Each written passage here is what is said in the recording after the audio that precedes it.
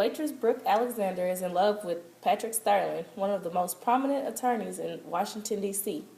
On his good days, Patrick is the man of every woman's dreams. On his bad days, he's a complete nightmare. Compassionate and honest, Damon Johnson worships the ground his wife Carly walks on, while she treats him like a trophy husband and views his life aspirations as a joke.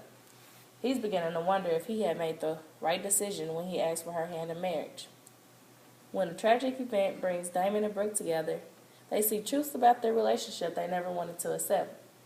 Sometimes, two people meet by pure chance, but sometimes it's a total eclipse of the heart.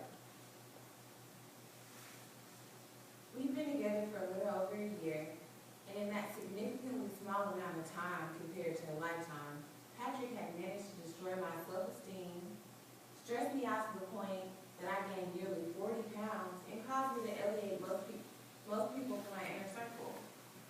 Even though I've been involved with a wide array of men with issues, Patrick took the cake. I tried to convince myself that he had a stressful job, and he did, but that wasn't an excuse to call me out of my name, be demeaning to me, or often act like I wasn't worthy of him. I barely recognized a woman standing back in the mirror.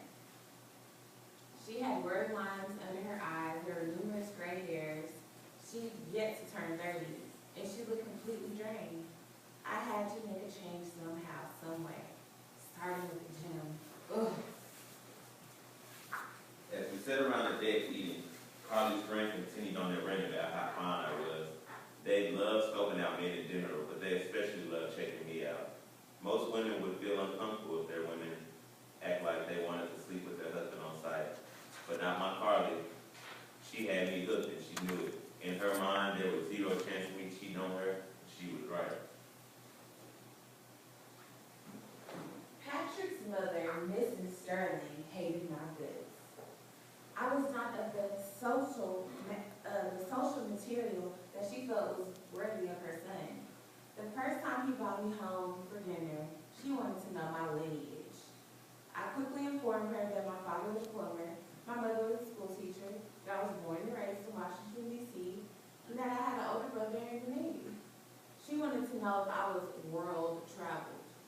I told her that the only time I've been out of the metropolitan area was on a field trip to New York City when I was a senior in high school. Mr. Sterling was kinder to me. For several months afterward, I actually believed he approved of me and Patrick. Then Patrick got angry one time and burst my bubble, informing me that his father thought I was a fine piece of ass and not wife material. Patrick said that his father suggested that he should fuck me for no more than 6 months, and then leave me for a high-class woman to show off on his arm. My reality check discovered that I had taken 5 steps back by being with Patrick. I'll admit that a lot of women, especially since the evolution of the internet, are nothing more than predators trying to see how many notches they can get under their belt. I was on a site and men in their 40s, 50s, and even 60s were acting like immature adolescent boys who had never been inside a woman, asking when they can get inside the drawers.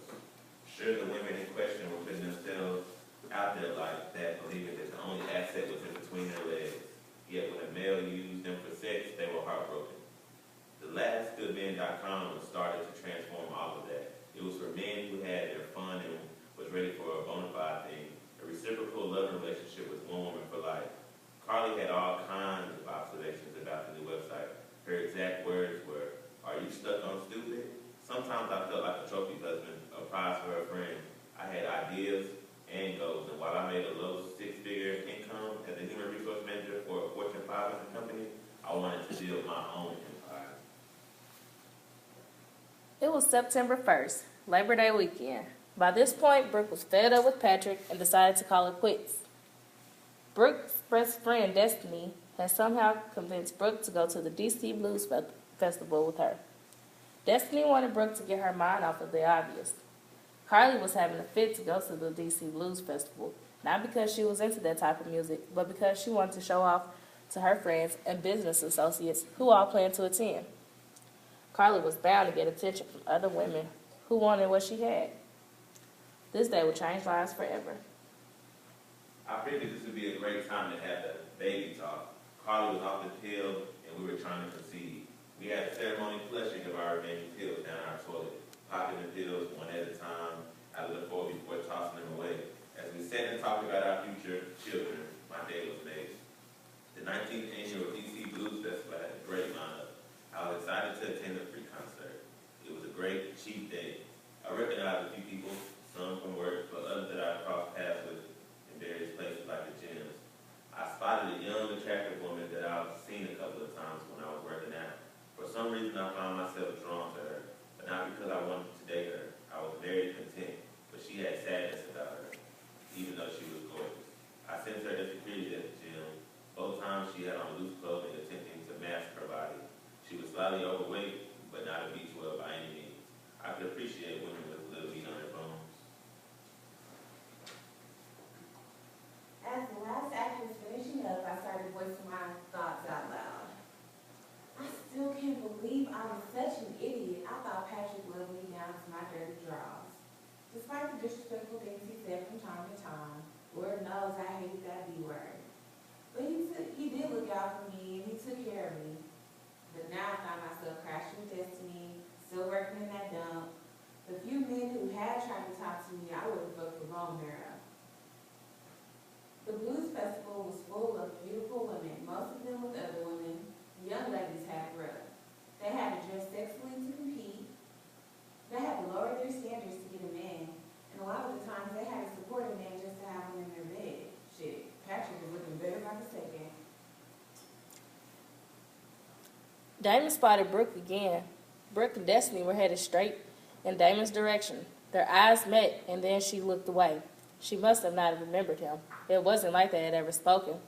They were less than 10 yards away from each other when Brooke glanced back at Damon and smiled. It wasn't a flirtatious smile, merely a "how are you doing today" smile. Damon smiled back, still wondering why he was so drawn to her, as Brooke and Destiny made their ways to the restroom. A drunken woman was headed towards Brooke in a black SUV. It all happened so quickly. The screams, the lights, the expression of terror on Brooke's face, the reflex to save her life, the impact, the pain, and the darkness.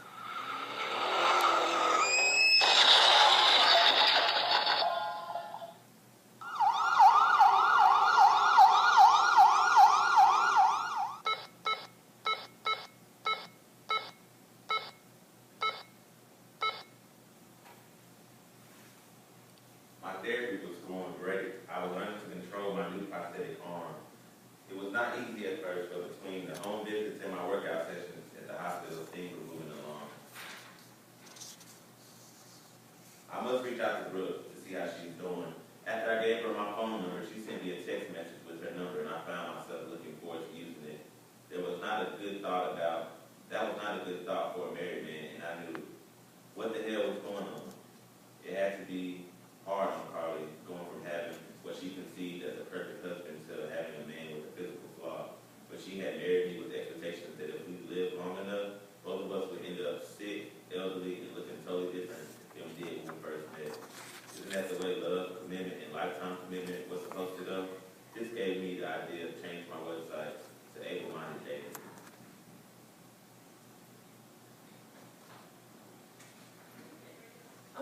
Over the following month, Damon and I spent a lot of time planning out Able-Minded Dating.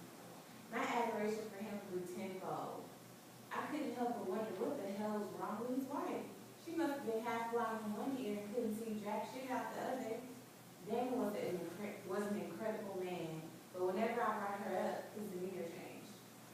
I decided that I would be there for him as a friend when he needed one. As much as he tried to pretend that losing a limb was no big deal, I would catch him staring at his prosthetic arm every now and then with a sad expression. A person with self-esteem issues finds it easy to recognize them in others. He was a beautiful man, handsome didn't do him justice. Even though they say you should never call a man beautiful, that is what he was to me, not just on the outside, but on the inside as well. I never felt like I had to give the judgment. I've heard many people speak of it, most people from the South, how they could feel an event that was to happen. That had never occurred with me until the Tuesday morning when everything in my life changed. I had forgotten my briefcase in Carly's car. She was still asleep, so I took her keys off the kitchen counter and and went to the garage to get it. I opened the passenger door and reached over to the briefcase. Then I spotted it, a whole packet on the floor in the back, halfway tucked under the seat. I didn't want to believe it. My eyes had to be playing tricks on me. Carly knows how bad I want my kid, and she had been sneaking around taking birth control pills. This is her last day of life. My entire life changed in the span of the evening. I have to end things with Patrick for once and for all. I only can continue to deal with him because I couldn't have Damon. I was wrong for that, but he definitely could see it. I never doubted that Damon wouldn't leave Carly. He'd been away from her for 3 weeks, and if I understood one thing about him, it was that he was a good man, and he would never go back on his word. It made me feel better to know that she constructed to the deconstruction of their marriage. That way, I wasn't the only one who destroyed their home life, even though I was sure that many people were letting me as a homewrecker.